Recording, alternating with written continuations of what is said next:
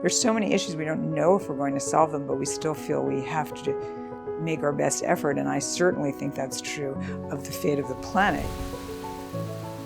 Everybody can play a role in changing the narrative of the future, in changing how we think, and responding to the critical issue of climate change today. I don't think that future generations are going to be able to ignore the issues the way past generations have.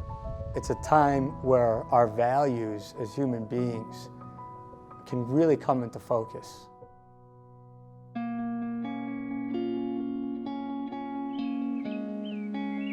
We need something to bring the attention of the world to climate change. That's what the purpose of our prize is. The Rose Walters Prize is given each year at Dickinson College to recognize an individual or an organization for the environmental activism work that they've done. I think it's very important that the human population understands the impact that they are having on not only the climate, but our environment. If we don't really address it in a major way soon, it may be too late. The recipient of the Rose Walters Prize receives $100,000. And our hope is that with those resources, the individual is going to be able to continue their work and amplify it in ways that they'll be able to get more attention for what they're doing. So far, we've selected individuals who have either dedicated their lives or their job has given them the platform to address these issues with the public.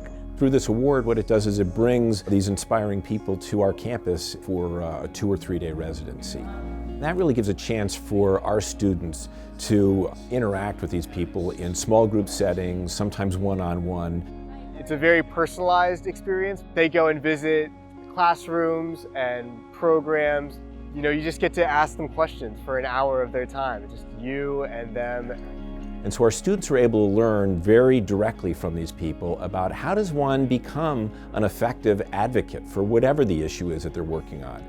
If I'm looking at it from like an economic, social justice point of view, they're looking at it from a scientific point of view. That helps inform and broaden the scope of my understanding for climate change.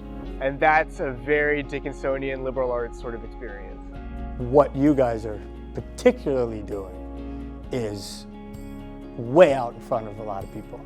I think by all accounts, Dickinson is right in the thick of this, that, you know, when people like the Sierra Club rank schools, Dickinson always comes out near the top. The student body is really gung-ho to figure out how to save the planet, how to address climate change.